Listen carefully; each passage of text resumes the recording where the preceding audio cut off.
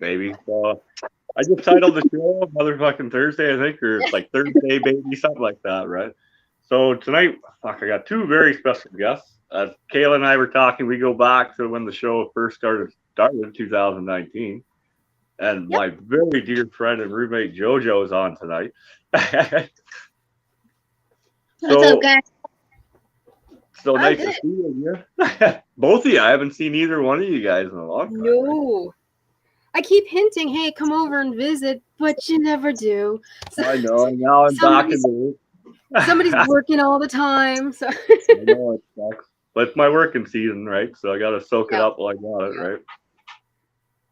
So we'll go ahead and start with. Oh, go ahead, Kyle. Go ahead. I was just gonna say, JoJo, I watched the last show that you were on with TJ, and I've been a fan of yours ever since. I have been following you on Instagram, and probably me making stupid comments every once in a while. So I think you're awesome. I think so. I'm so excited to be here with you. That's so groovy. I like the fellow weirdos. I'm about that way. I think we are all definitely that. So I'm in good company then. Yes. Well, when JoJo agreed to come on and stuff, I was like, I gotta have Kayla on too. Then you know what I mean, and mix it up a bit. So Kyla, I always say Kayla. I don't know why. We've only known each other for 4 years. It's okay. Yeah. That's all we around here. His mom's name or like his kid or something. Yeah. Or sometimes you have those moms that are like go through all the kids' names, like whichever one you are. Yeah. Right. My mom was one of 5 children, and she was always Jucat Shell. Her name was Shelly, and all the other sisters came first, you know.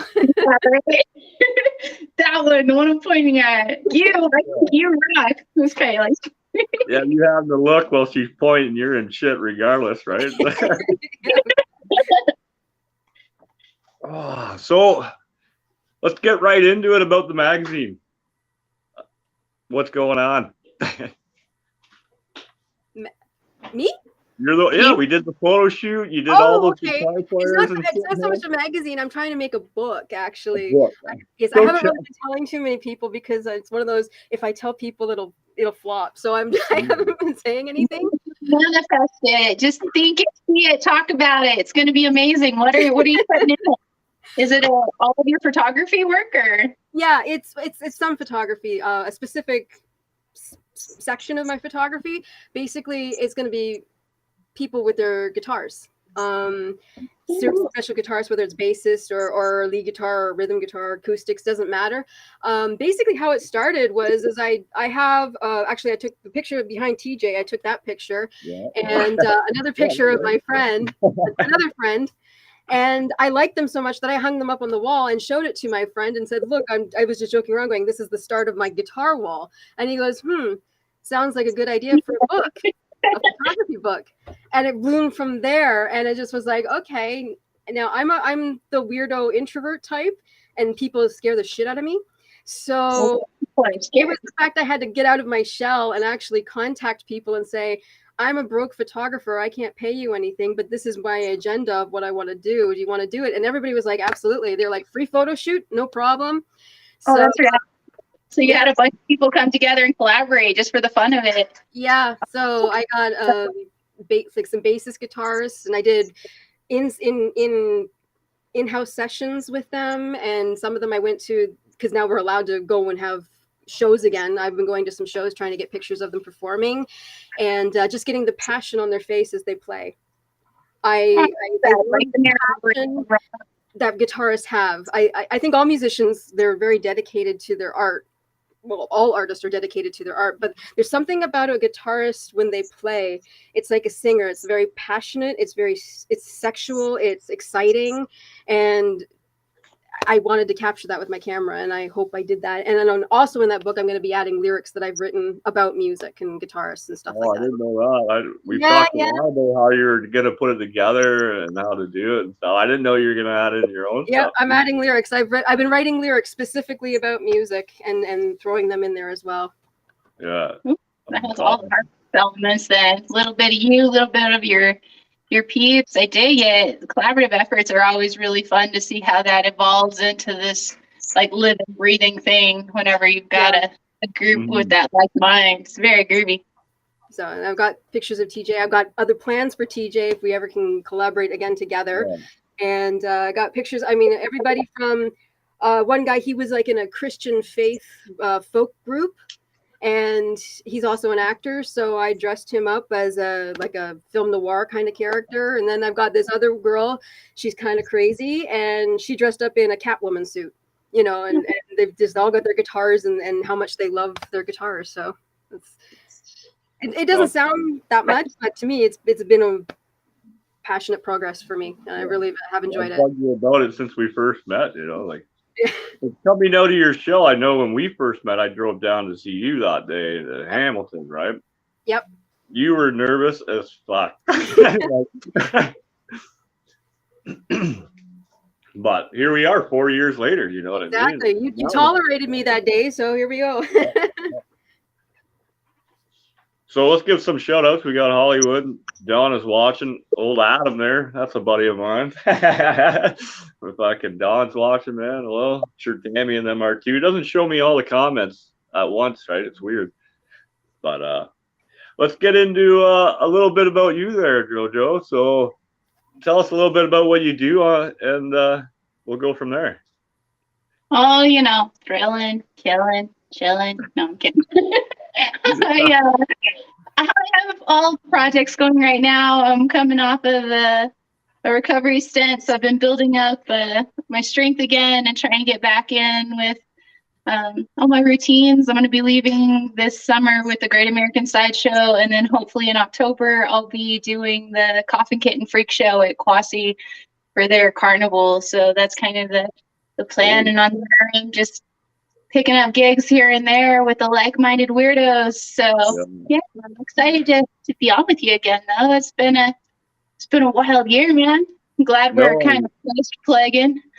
Right. It's great to have you back. I've been wanting to bug you to come back on, but I didn't know, you know, with everything going on and shit, right? So I was like, It's been busy, but yeah, it's exciting.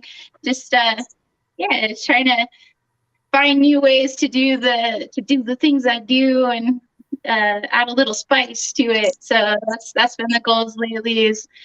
It's always when you're a stunt performer, you always kind of double dog dare yourself to level up all the time. Like, all right, well, now can you combine these two, or can you do them at the same time, or can you do it with make it more dangerous? I don't think we're nearly gonna die yet, so amp it up. Yeah, it's fun though. Every time I watch you, I'm always like, oh no, you know. Like, well, honestly, like we have this running joke in my house that I just record for like video proof, one, that it actually happened, and also for crime scene investigators to just have a really clear idea, because I feel like some of the shit they might walk into, they're gonna find like a balance board and a sword down my throat and maybe like blunt force trauma off the bed, like, so it's better like they can just look at my phone and be like, damn, well, they almost nailed it. So it was just a typical Tuesday night, you know. Just had to see if I could get those flames down my throat, or hold the smoke a little longer while I swallowed the sword. Yeah, like it's just crime scene investigator. We're streamlining if they ever have to come through, and if I don't die that way, then yeah, look, it happened. So, right. Sometimes too, there's a few where like the ones that don't go up that I'm all, oh man, that's where you almost died. Well, you always regret what you didn't try or didn't do, right? So I have no regrets. I've done it. I've tried it all. Keep trying it all, and yeah, I'll either nail it or I'll be a gorgeous corpse. So you know. My favorite things you do is definitely 100% fire breathing and the fire tricks you do, and the intense ones. For some reason, when you put that knife on the string and you start swinging that around, man, that's hard. It's a whole. So basically, the centrifugal force of it, you have to line up enough to be able to still throw out straight, and so it's like the immovable force and the non-stop object. Like it's one of my favorites, but it's definitely the hardest thing that I do as far as knife tricks go, except for I do one where I go into a handstand and then throw it upside down. As not my favorite at all, but it is a possible thing. But it was more one of those that, yeah, I double dog dare myself and never do it again. Right. No doubt. So I was going to ask you, because I do it at work with the extension cords, and we'll whip them across the way. And like, it took a while to learn how to properly throw the cord without it going straight in the air or fly behind you and stuff. You know what I mean? Like, Yeah, knife tricks it's all about how many rotations they get. And so, yeah, it's easy to hurt yourself real bad. So I'm always like, just be safe. Doing dangerous stuff carefully is the best way to say it. Yeah. Well, I cut my finger just putting a new blade in my knife, so I'll probably stay away from that one for sure. Right? But I don't do the regular stuff. I only play with them scary stuff. I don't build things. You get up on roofs, and I could never. I'm a big wimp for heights. So the Lyra about 22 feet is about as high up as I'm willing to go before I feel really anxious. So. Oh wow! I've been a roofer and working construction my whole life. No, heights have never bothered me, man. Even walking the ladder, like we've had times where you're doing a staircase where the stairs aren't in yet. We'll just throw a 2x6 across, and I'm the lightest guy, so I scoot out across this board, do my work, right, and off I go. You know, like I'd be like, hand me a sword, I'll swallow it for you, but you walk across that board, I'm good. Yeah, no, there's definitely things that I won't do. I love that, like, everybody, that's the beautiful thing about life, though. Everybody is talented in some different ways. It's nice to be able to see, like, different artists and different people expressing. I'm super excited to see what you make of your book, dude. That sounds really cool. Like, I just, like, it sounds like such a great combination of being able to put yourself and, like, other people in this way of, like, very raw expression and, like, artistic creativity at the same time. That's cool. Thank you. Yeah, I'm trying. So yeah, just trying to make everybody look sexy. That's all. Everybody is sexy. So. Oh, that ain't nothing wrong with that. That's a win. I know we delved into your photography side and how you got into all that, but how did you get into the writing side of it all? Like, where did that come from? That's just, there are certain things that I've been doing since I think I was born. Photography is one of them. My parents taught me how to read when I was 3, so I wrote my first story when I was 4, and I've just been writing. I actually got a little callus on my finger from writing all the time. So like, I've been writing since I was 4 years old constantly.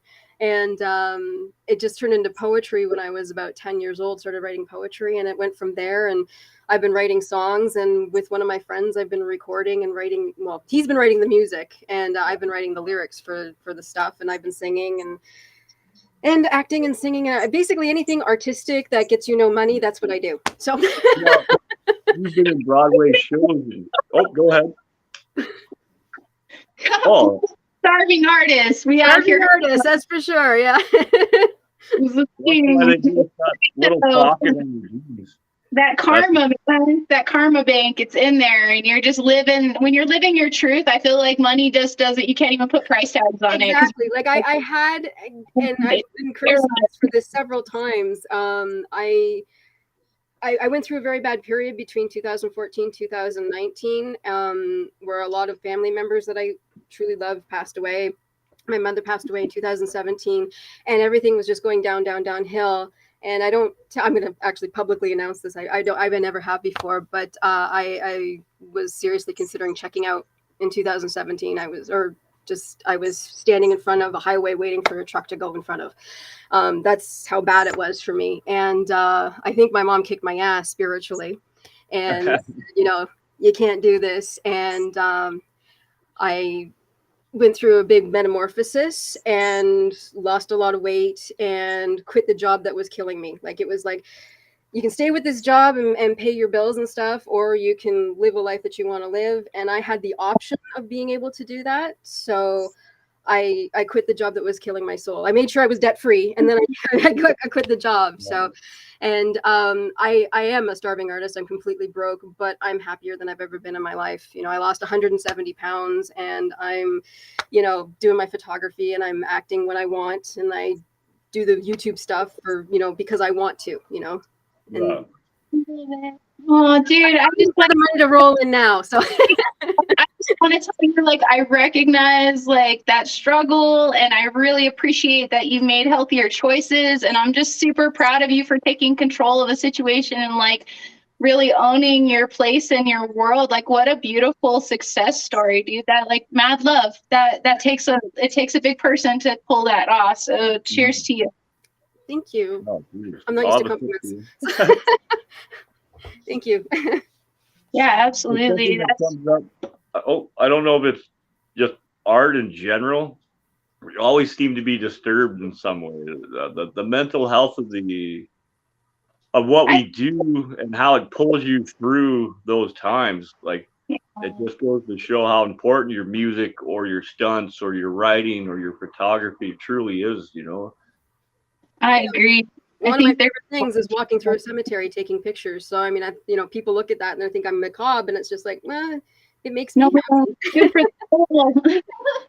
It's good for the soul. The Stoics call it memento mori. It means remember you must die. And like finding beauty in the fact that we are so completely impermanent that we need to relish those moments of just presence and be able to really like accept that this is beautiful. And yes, it might be a struggle, but it's your struggle and you're still here doing it, and you're lucky enough to be so. So I mean, I'm all for the memento mori. I have I love for the graveyards and the dark places because it just makes you feel so much more thankful for the beauty. Yeah, like I spent the first half of I'm wow, I'm revealing a lot today. In a couple of weeks I'm going to be 50 years old. And so I thought I lived the first half of my adult life miserable, and I just was completely and totally unhappy. And it's like I'm just in the beginning stages of the end of my crone era, and it's like I want to go out remembering with joy and not having any regrets. And if I have to starve for a while, then okay. Yeah, but your happiness is huge, dude, and like you just really don't need price tags for it. And the fact that you're able to like recognize yourself and just be like, I'm honoring my truth in this, and I'm just gonna allow the goodness to come, and it doesn't matter what the like this plain price is that I'm paying for it. It'll still be worth it. Although it'd be nice to win the lottery so I could actually put gas in my car. God. No one can afford gas right now, man. I'll let you. Now, Jojo, I saw something on Instagram actually. Well, we wouldn't mind to do it in some nicer digs, like just. Now, Jojo, I saw on Instagram. Please correct me if I'm wrong. It said that you were recovering from surgery. I am. Yeah. Do you mind talking about what happened? Or no, you don't want to talk about it. Well. Actually haven't talked about it. I haven't actually told anybody. Cancer got the titties.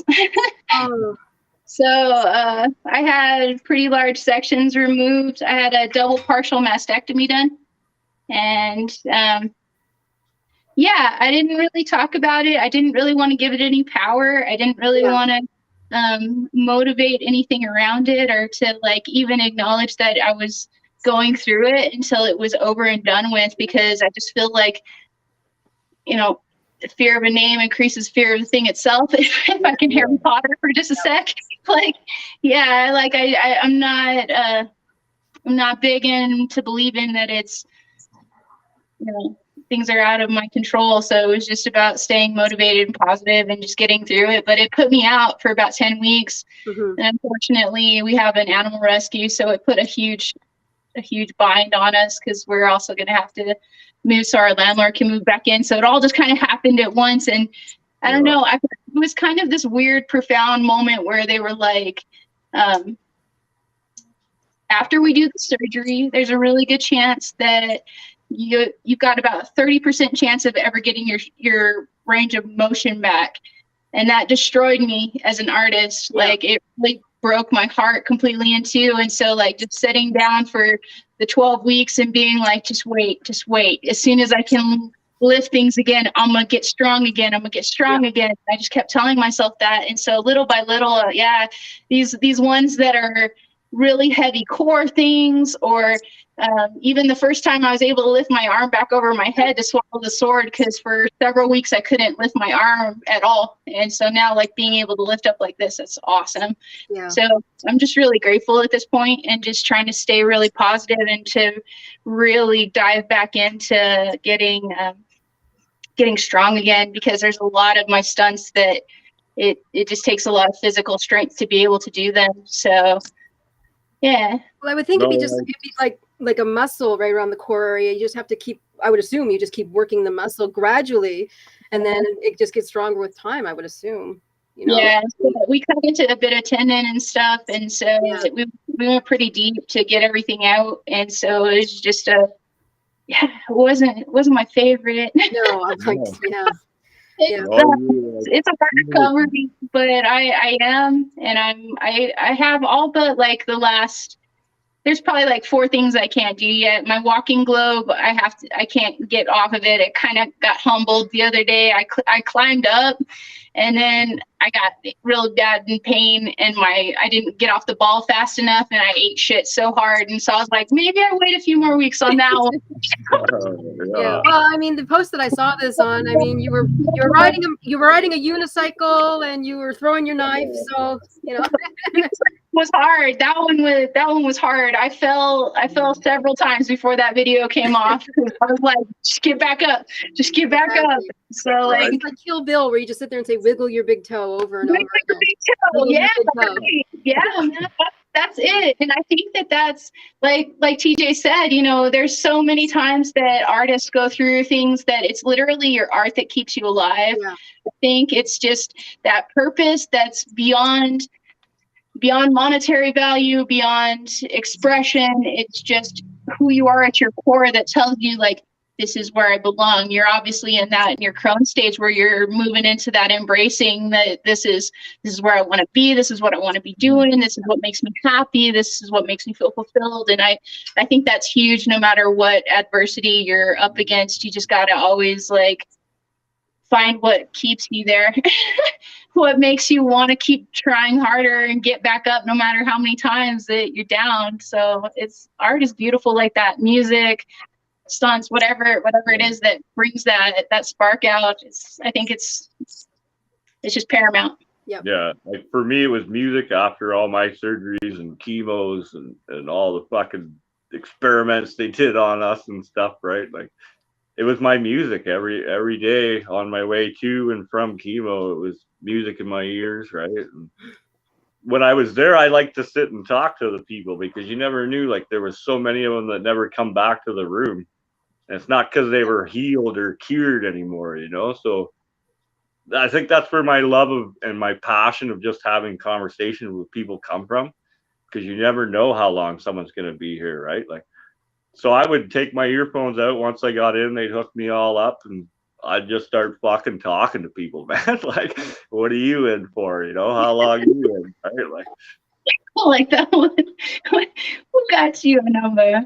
Yeah, right. Man. I think we connect at a human level through our struggles as much as our expressions, like, to each other. Like, it's definitely that place that it keeps you really humble, knowing that you're temporary. And I think it keeps you really connected, knowing that, there is no guaranteed amount of time. And like I hope you're loving it, because it's not a dress rehearsal. Like, you got to get out there and live hard and fast. Because if you're bitter and unhappy, like, that's only yours. And we don't have control over a lot of things, but man, you can control how you feel about it. Yeah. No, through it. It's a matter of changing the way you think too. Like, you get stuck. We've all been there. You get stuck in that rut. You know, you're like constantly on yourself. And all it, you know, just look at yourself in the mirror in the morning and say, "I'm awesome," every fucking day. You're doing good. You got this. You slowly start to actually believe it. You know? I don't know where I'd be without my paranoia, though. Like, paranoia is a little bit healthy, man. It's only paranoia if it's not true. If it's real and it's happening, it's just realism. Yeah. Like, I think that I think all of our baseline things that are built there to protect us, it gets exacerbated a lot of times by stress and by, you know, just the tumultuous world that we live in. But I think that for the most part, there's plenty of things like my anxiety keeps me motivated. My fears keep me in line, and like I definitely believe in leaning into your light work, but also your shadow side. There's a lot to be said about the parts of us that we kind of box and block and read in a certain way and present ourselves to the world. But there's plenty to be said about our raw humanity as well. There's a lot of intuition there. Like the guys are finding out my sense of humor at work. I'm a very dark sense of humor, man, just because of what I've been through and shit. You know, I can laugh about this stuff, but they're younger. They're all like 20 years younger than me, right? For the most on my crew right now. And they're like, oh, I remember when we were younger. It's like, oh, I remember you weren't even born when I was younger. About that. Yep. In the 1900s to you yet? Yeah. There was this time, it was called 1995, and oh, what a time it was. Pizza and really, really bad scrunchies. No, man, I'm just over that shit. We can go back farther to the plastic bracelets and the jelly shoes. And oh, Jesus. A good year for video games, I'm just saying. Yeah. I remember when I got Nintendo, man, my sister and I freaked out. We both almost peed ourselves. Yeah, you know. Your little block dude jumping, yeah. I'm from that generation. I'm from the 1900s. Zelda was my absolute stillest day. I'm getting a Zelda tattoo. Like, that was my game, man. I love that shit. The whole storyline, everything about it was just like got me into fantasy and stuff, right? And then, so we're all kind of into cosplay then as well, if I'm not mistaken. The cosplay world. I love cosplay. I think it gives you. I am the type of person that I'm too big for my bones, and I feel like having just one life is just not enough. So cosplay just lets you just have all of them. Yeah. Who do you want to be? Like, doesn't matter what color or shape or size you are, like cosplay is all inclusive, and so I think that's really beautiful. I've always found a lot of love in that community. Oh, I was so happy when my nieces, my sister's kids, they got right into it, and they finally invited me to cosplay, and they made their own costumes and shit. I was so excited, booked off 2 days off work just so I could like go and have fun and shit, man. I got into it ever since then. I never looked back. No, I bought onesies, you know, I got all the shit, right? I'm an actor, so I do plays and stuff in costumes, but I've never done cosplay, but I've photographed cosplay people. So what was that like? How was that for you, being out of the scene in that sense? Not for being for the photography of the cosplay. Well, I'll just say that COVID, for 12 months, I did not have an income at all. I had no work at all. So I just finished a commission, very decreased in my price, just so I could have a job. So I spent in Toronto, right? Yeah, that was in Toronto. It was a friend of mine wrote and directed and starred in his own opera. Actually, it's still going on this weekend. So nice. It's Conan, the opera Conan, and he plays Conan. And yeah, it's actually really good. Part of my payment was a free ticket, so I'm going to go and watch it tomorrow. Oh, that's awesome, man. Let me know how it is. Yeah. It's been getting great reviews, so I'm proud of them. Yeah. Nice. Shout out to them for sure. Yeah. There's so many different artists in so many different ways, dude. Cheers to that. That's really cool. I actually met him through doing Shakespeare in the Park, and then lost contact with him for about 10 years, and he just called me up and said, "Do you want to take pictures for my opera?" And I said, okay. So I have a fear of driving to unfamiliar places, and I went to Toronto, which is a very unfamiliar place for me to go by myself, and got there and took pictures, and took a lot of pictures and edited them all, and he's been using them to promote his opera, so that makes me proud. Yeah, that's really awesome. You should be proud though, man. You've come a long way, like even just in the last few years with getting the magazine organized, getting in touch with everybody, taking the photos, you know what I mean? Like, yeah, all that out of my comfort zone. Like, it's not, that's a lot of work on top of everything else you do in your life, right? Like, yeah. and no different than you, like learning your stunts, trying to figure out how to do it safely, like you said, without being a murder scene and shit, right? Like the dedication and the drive that goes into that, like it's amazing. You don't meet people like that every day. No. Cheers, mate. I see the ball thing, and I'm just like, I got arthritis in both knees. I'd fall my ass in no time. Words for that. The walking globe is one of the hardest things I've ever learned to do. There's no there's no controlling it. You just have to be moving constantly. Yeah. And it's weird because you have to move forward to go backwards and vice versa. Yeah. So it's kind of one of those head trips because you're like, but I want to go forward, but that means go back. I dig it though. It's definitely I don't know. I love the level of stunts. That one's incredible because there's only 2 people in the world that actually make them right now. One guy's in California, so I had to drive cross country to get that bad boy. The other dude's in France, and so they hand make those like special for it. And yeah, that's my big grape gumball. It's pretty dope. Right? I want to get pull out in the to be able to jump on and off without anything in total open floor. And once I'm better, I'm gonna get it. Well, now that you've told me how difficult it is, I expect to see you doing it downhill. So coasting down the hill. I like it. Level it up. Make it harder. Let's go. Yeah. I couldn't do it. I got good balance, but there's no way I could do that. Or the tightrope. Have you ever done a tightrope? Do you do tightrope stuff? Or? I do. I actually have it attached to my bed so that yeah. That's awesome. I do slack line. I do tightrope. There's not many circus stunts that I don't do. No. We talked about the stunts and everything. You were working on a Machete Ladder, if I'm not mistaken. Oh, it's done. It needs to be painted. I'm so excited about that one. It's 5 18-inch machete blades, beautiful red. I'm gonna climb it and I'm gonna swallow a sword on the top. Yep, it's rad. That one's like a no joke trick. Like they're all no joke, but there's some of them are scarier than others. Yeah. Now, a good friend of actually all of our Chris. Some days without socks on, so it's a barefoot against the raw blade. It's a don't mess up, don't sneeze. Don't do this at home, kids. Don't do this at home.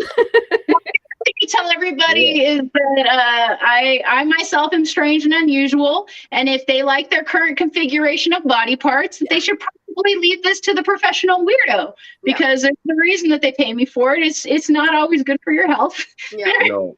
Some of them are better than others. Mental floss is probably good for getting the songs out, but no, there's none of them that I recommend and none of them that I teach. I don't ever like people's blood on my hands. So yeah. I know. I was when I asked you to show me. I was talking about the yoga ball thing you were doing. That cool little. The yoga ball. I honestly only got that ball just so that I could learn how to roll back with the sword and raise myself up with it on my head. Then I got rid of it. It was literally just to be like, I wonder if I could do that. Right. When I found out I could, I was like, all right, cool. I'm over it. Like that's fun. Right. It's been swell, but the swelling's gone down.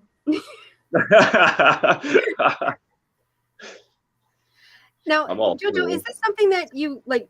You knew you were born to do this kind of thing, or like what? Like absolutely, yeah, absolutely. When do you wake up one day and go, "Hey, I think I'm going to swallow a sword"? Like it's just like that just goes against the nature of the human being, you know? It's like it seems like a really good idea. Like I genuinely feel like it's always been this and animals. My animal rescue absolutely has been in me since I was tiny. I've been catching lizards and saving birds since I was a little bitty kid. I'd bring them in boxes and my mom's like, what's in the box? If that counts, it's a lizard. It's missing a tail.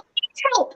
Like, so yeah, that one for forever. But my dad started taking me to the circus when I was 3 years old, and 3 or 4. And the first time I went, it was just like, this is love. This is where I belong. And it never stopped feeling that way. So I just trained underneath all of the people that I could find, everything, almost all of the stunts minus Kunai, Walking Globe, and Buging and Sear. I taught myself, but everything else that I do, it's all been taught to me by a professional I've got my lines for sword swallowing go back all the way to John Red Lawrence Stewart. He's one of the oldest living sword swallowers in the world, and he is an absolute freaking legend.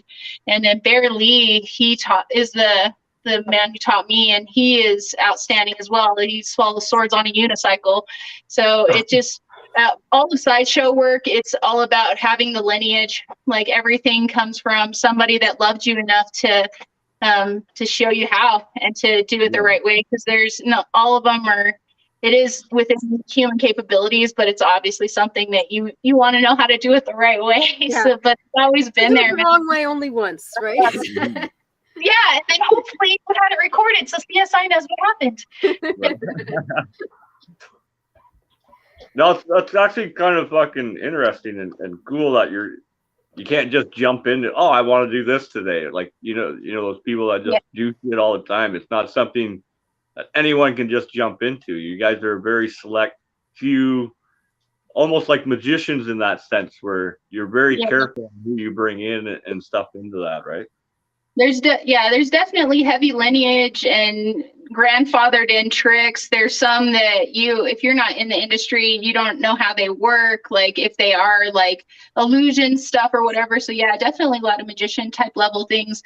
And then a lot of it is the core strength, being able to actually physically do some of them. Like there's some that I'm not going to unicycle on my slack line because I have really bad vertigo. So I don't want to die like that. That's where I draw my line. No better than to attempt. But like there's just there's a whole community to it. And I really love that because it's like a family. Like you kind of, this one learned from that one who was taught by this one, and they were on this set or this great show. And so it's a really beautiful community. I'm really grateful and blessed to know a lot of incredibly talented people that are beyond me in skills, obviously, and also like online. But yeah, I love it. It's fun. But to see that in you, like that you have the skill to do what they do, you know what I mean? Like, yeah, it's an earn it. Like most of the time, like there'll be 1 or 2 videos up on my Instagram, and I probably practiced for 7 hours that day, like doing different things. I have a full routine. My time gets broke up in usually 5 to 15 minute increments because I micromanage. Plus, I also run a business, and so it's every single day I'm putting in the hours to practice. And I think that's the only way that you really get fluid enough to be in front of people. And same with acting, you're putting in the work and doing the stage, you're writing out the poetry every single day. Like whatever you're devoted to, you're playing guitar all the time. Like I think that they say if you do what you love and you're not really working, and I believe that. I think it still is work, but it just makes you feel more fulfilled, and that's all that matters. Yeah, I think it was Ozzy Osbourne that said, "I love what I do, so I don't work." I've never had a job. Yeah, well, that's what it's fucked into that grime. I've got to have a house. I got to have this new car. I've got to have this and that, and then they're more broke than we are, and we're happy. You know what I like? Yeah, I see people around and they're buying houses right now. And in my area, a semi-detached house in my area is over $1 million. I'm like, how are they doing this? It's like their mortgage must be so high that they're house poor and they can't do anything else. I don't know. Maybe they all have fabulous jobs, but it just seems like a lot of people are buying houses that the main reason I'm not buying my land for the festival in Ontario is because it's fucking impossible unless I buy land 20 hours north, because that's the only place I can afford. And then you got the taxes up north. Yeah. So like that's where JoJo and I come in. Like, we have a place with her now and stuff, and then I'm gonna be looking for my land when I get down there because I can buy 10 acres for 10, 12 grand, you know, maybe 15 for a nicer lot, you know. Nice. And then it's building from there. It's getting the stage built, you know, the room and board for the bands, and then making sure that she has her dog kennels if she needs them and stuff there too, right? Like, it's, Yeah, you know, it's so funny. I got this story. We had a robin in my backyard that decided to lay a nest, and so she laid some eggs. And I've actually got pictures of the babies all the way through. They left the nest yesterday, and there was 3 of them, and they left the nest yesterday, and I was just like, they're gone. And then all of a sudden, one flew by me. Just learned how to fly, was low to the ground and was trying to get away from me. And I ran inside, got my camera, ran back outside. It was in a tree, and I took all these pictures of it. It still has like that furry fringe around its head and stuff. Mama was up in the tree screaming at me the whole time. But yeah, I got pictures of them eating worms. I got pictures of them making noises, and I got pictures. I thought that was pretty cool. I got pictures. Any little animals you want to send me pictures of? Sure. About that. I just do scary shit, but I love cute shit. Yeah. There was a couple years ago now, actually, we had a skunk under our porch, and my dad's like, okay, we got to get rid of this thing. And I said, I'm worried that it had babies. And the exterminator, well, not exterminator, he just blocked it so that they could get out but not get back in. It was a no-kill exterminator just trying to get rid of the skunk. And he said, oh, no, it's too late in the year, too late in the season. There's no babies under there and stuff. So, but we kept seeing the skunk in the daytime, and we thought that was off. And sure enough, my dad is down there, and he's like, I could hear meow, meow, meow, meow, and there was 5 babies trapped inside the porch without their mama, and that's what it was. So my dad paid all this money to have this special stuff done around the back porch. So the thing, he's sitting there with wire cutters cutting it all through, and meanwhile the mama skunk is trying to get back in, and I'm like shaking I think it was a dustpan. I'm shaking a dustpan going, wait, and it runs away, and and then so it was 5 days that these babies were without their mama, right? So my dad, I mean, how many guys would do that, right? He cut through. You got blood. So, and then finally, he opened a hole. He went in the house, and I sat on the porch and watched him. Mama went, vroom, and the baby started to come out, and she grabbed the babies and bring them back in the porch. So, yeah, I'm an animal. As soon as you said animals, I'm like, okay, she's my an animal lover later in life. Like, I grew up on the farm, like here in Canada, and barn cats. I don't need to say anyone who grew up on a farm knows what happened to barn cats, and all the animals that come in and ruin your shit. And then down south, you killed it and grilled it, whether it was a raccoon or squirrels and possum, you know what I mean? But as I got older and shit, I'll hunt a deer, but like that deer is going to feed me for the year, and I only need one deer, I'm not just out slaughtering shit, right? But no, there's a now difference. I'll stop and pick turtles up, put them across the road. Yeah, I've done that. And make up for all those years. I'm a vegetarian, but I do acknowledge that there is a big difference between killing for food and survival than killing for sport. I will never understand anybody who does that. The sport, I don't know. I can't really see it nowadays. You know what I mean? Like we've already killed everything possible. Yeah. Like, why are we still killing shit? You know what I mean? But look at California. It's a huge example. They have a grizzly bear on their flag because it used to fucking be there, and they slaughtered. There's none anymore. You know what I mean? Like I made the mistake. I didn't make the mistake, but I watched a few things on the sea and the ocean, and like how they get your seafood and your shrimp and all that. So it's like I haven't ate shrimp in your mouth. Or fish, unless I catch it in the river, I haven't eaten it now.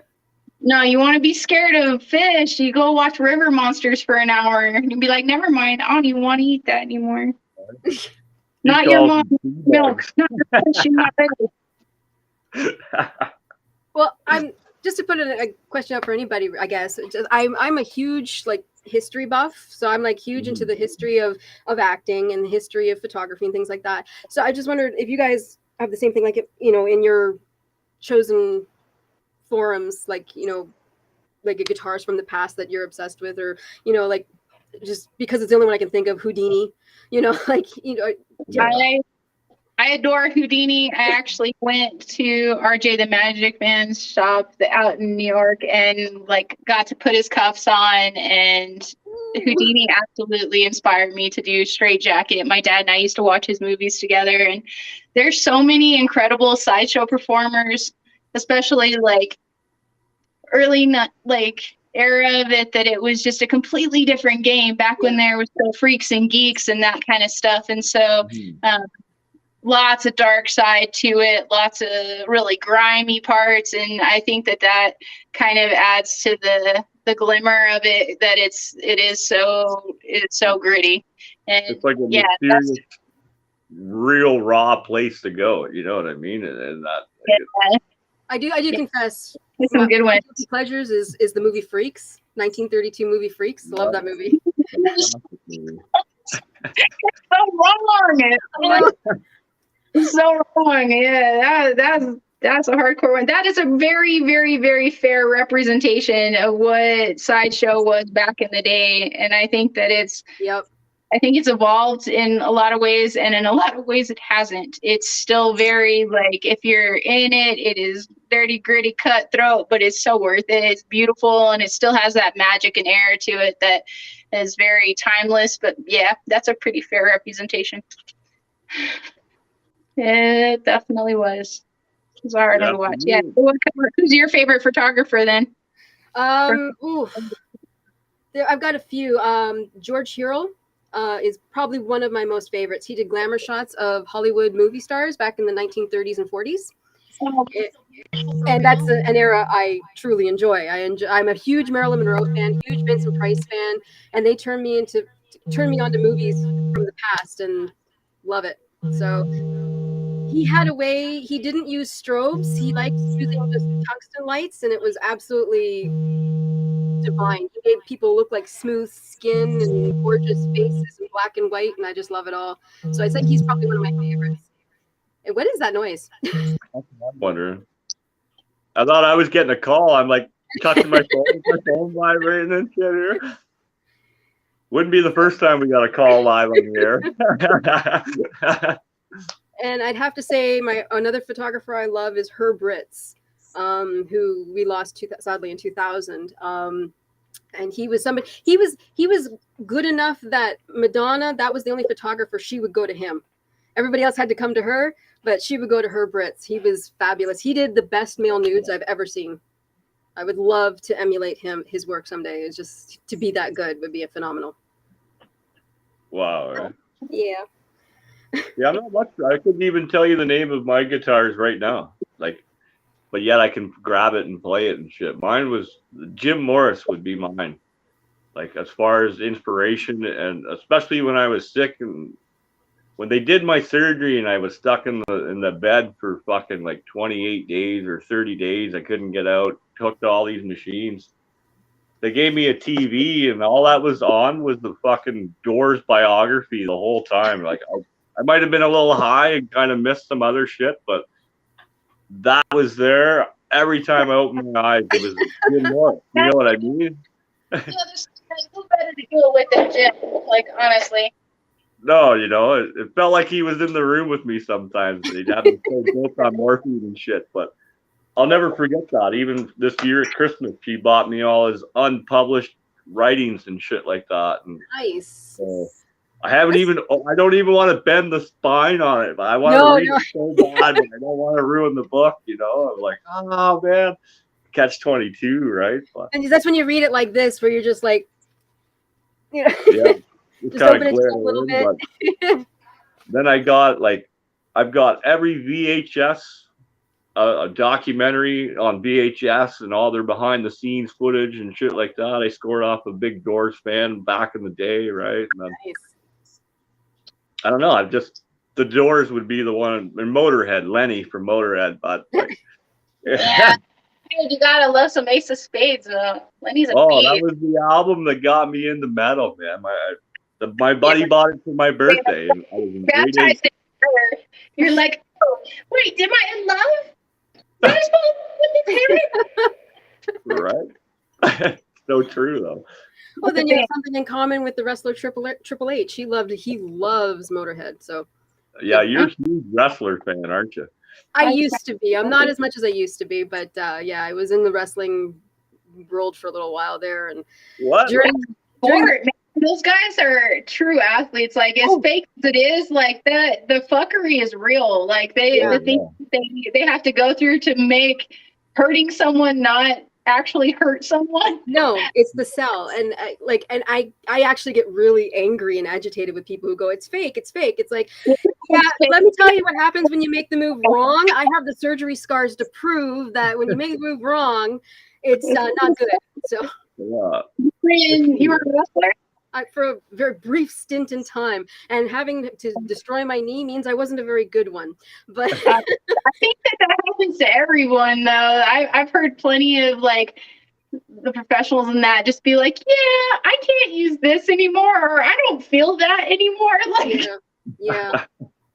It's true though.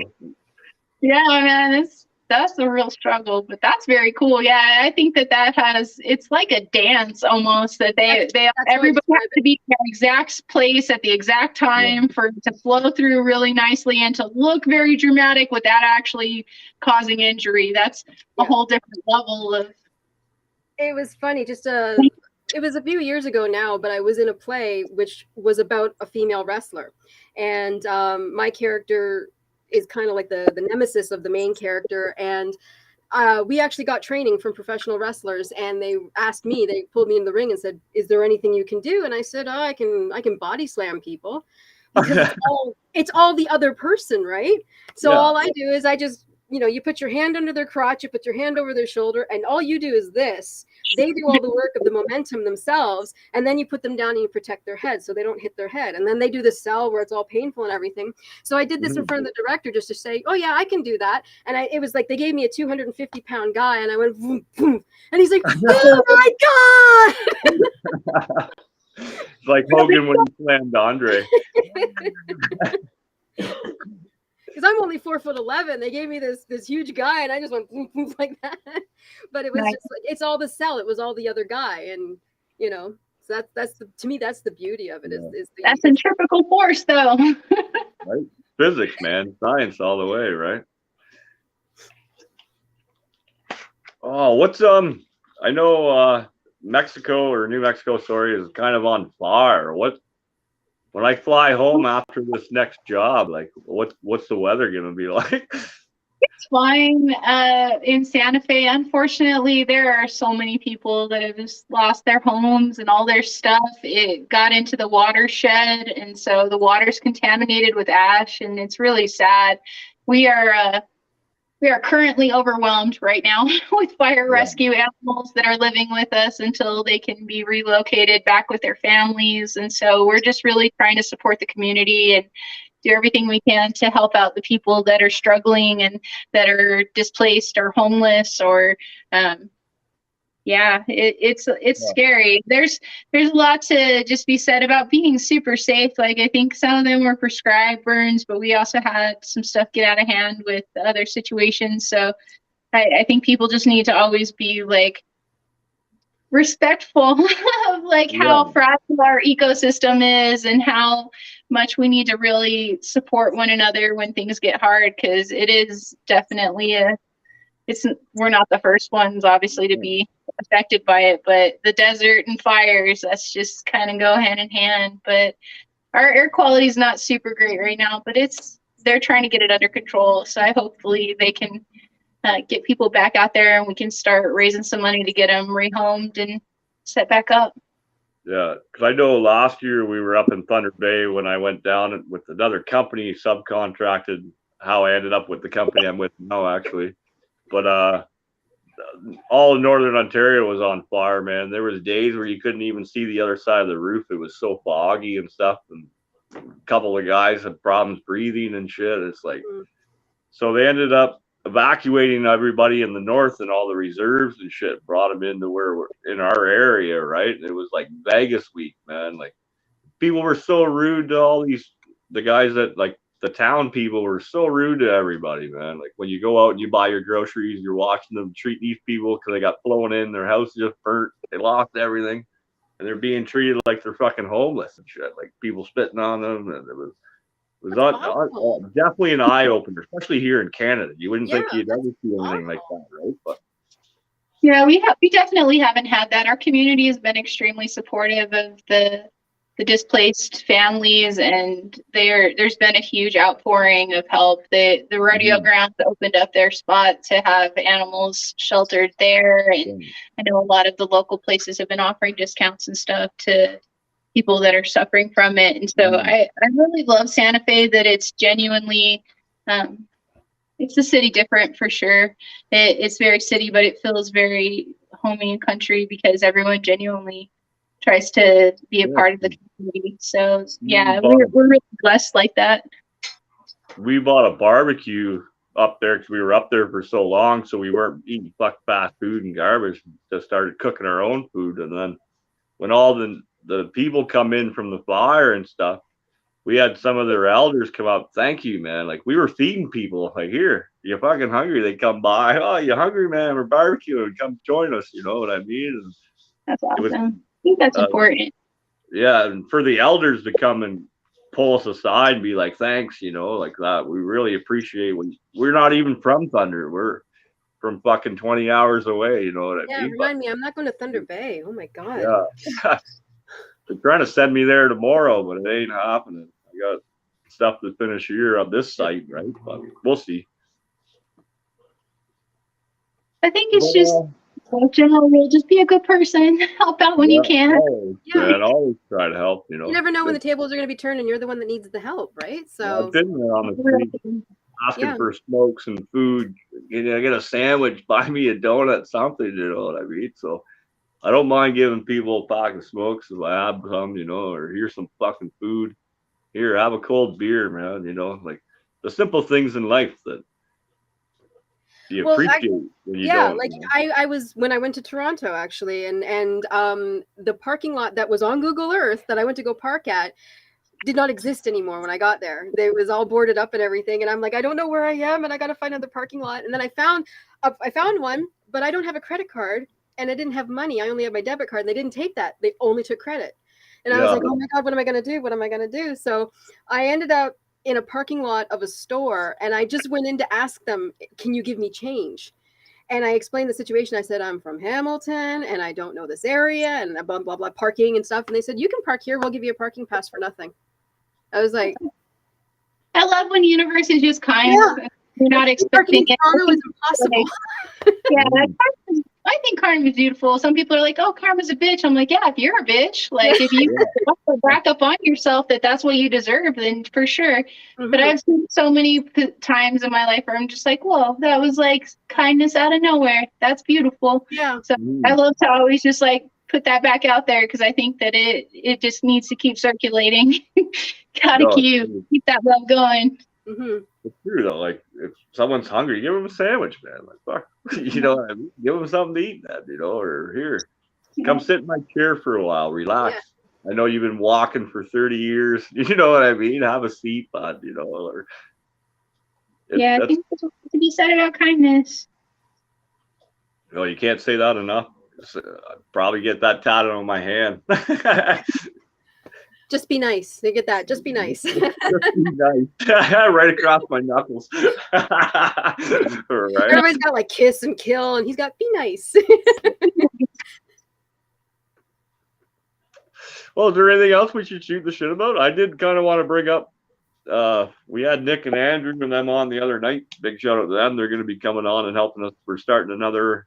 I know we cover heavy metal and shit here a lot, but we're going to cover all artists now, such as yourselves and shit. We're bringing in, we got a bunch of hip hop artists lined up that are coming on as well and stuff, right? So keep an eye out for that. We have our Peru trip at the end of the year, January 4th, baby. 30 days to Bolivia. I can't wait, man. The boys will be joining us. JoJo will be involved on that trip too, man. It's going to be fantastic. We're trying to bring in my good friend Jen, who will be on the show soon. She is now currently 6 in the women's health and inspiration part of it. I'll put up the links and we'll cover that when she's on the show, right? But she might be coming with us. I don't know. We'll see. I'm trying to get a bunch of people so we have the whole bus. It's just us, you know what I mean? But we'll see. There's 4 for sure right now. Hollywood might come. We're trying to get 30 days. It's hard to get 30 days when you fucking got shit to do, I guess, right? Yeah, kids and all that, the whole life. But we'll see. But yeah, is there anything else we should be covering tonight, or? I'm super excited to hang out with you guys. Thank you so much for having me. Good luck with your book, dude. I'm excited to see what you make of it. And thank you. Awesome. Yeah. I'll bring I it also down do to the you. Boneyard. I do a paranormal vlog. Okay. So I go to different locations and talk about hauntings. And that's on YouTube. The Boneyard. Yeah, I try to post Paranormal them at the Boneyard. Yeah. Paranormal at the Boneyard. And I'm going to be in a play in July. So that's exciting. I just started rehearsals for that. So. Well, let's jump a little bit more. I'm going to keep you a little longer, man. Let's jump into this paranormal thing here. How did that even come about that way? I forget how we got on the subject, and then you were like, I'll do videos. And then you, next thing I know, you had a fucking video ready. Here, post this. You know what I mean? Yeah. I think it was basically you and I were just talking about intuition and spirits and stuff. It was just conversation. And you said that you can read people and sense people. You can tell whether they're a good person or a bad person. It just sort of stemmed from that. And I was like, I've always wanted to just talk about it, my haunting experiences or haunting experiences other people have had. And then it was a whole roundabout thing of rigmarole. And I said, fuck it, I'll just do it myself. And it was just be by myself with my phone. I'm holding it, or I got it on a tripod. And I just basically, if I know where the location is and I can get to it, I'll talk about it. If I can't, then I'll just sit on my couch back here and talk about hauntings. Dude, I love it. Every time you send one over, I'll post it right away, man. I always think too wordy. It's like, wow, this is like 30 minutes long. I don't know if that's too long, but I have fun. So. Oh, yeah. I have no time limit. You know me. We can talk for 5 hours if you wanted live on the air. I don't care. I'll talk all day, right? So that's why I leave my phone in the car when I'm at work. So I'm not on my fucking phone talking, Wait, I'll get to this in a second. I just got to answer this. Yeah, man. I'll cut that in a minute, But hey, man, I love you guys both. Really appreciate you guys coming on tonight. Love you too. Had a rough 8 straight days at work, so this was nice to sit down and just chill, relax, and talk. I loved it. Thank you so much, guys. Really appreciate it. Now, before we go, where do we find all your stuff? How do people find you and become fans and follow your artwork? I'm on Facebook. I have 2 pages. One is Kyla McCall, the performer. I think it's called @Kyla McCall, the performer. The other one is @Kyla McCall Photography. Those are my Facebook pages. And I'm on YouTube, which is just Kyla McCall. And you'll see the paranormal vlogs and me singing songs on there. And on Instagram, I'm @Kyla_photographer_performer. And yourself? I'm only on Instagram, so TikTok kicked me off because I swallow swords. So I'm JoJo Kitty Decepticon, like Transformers and Decepticons. So come find me. I do weird shit, and now the account's locked, so it's a private one. So anyone who follows gets to see the stunts that I do and different modeling stuff with the photographers that I'm involved in. So yeah, come and hang out and see the weirdness. Make sure I'm dying beautifully, I guess. Yeah. No doubt. Well, what I'll do, I'll get you guys to send the links through the way we always talk, and then I'll get it up in the title before I pass out tonight, so everyone can just go click, check it out. And stay tuned tomorrow night, 9 p.m. I should be home on time. We got double header tomorrow night with a couple of my good buddies. I'm going to keep it a secret. I already posted the flyer. Check it out, man. It's going to be a fucking fantastic show tomorrow, too. And then that's it for now, because the cooking show is not until the last Sunday of the month. We filmed it. I've got to edit it out, and we'll go from there. So, once again, play it loud, play Rob, baby. Fucking love you guys, man, and we'll talk to you guys soon, man. Bye, guys. Bye.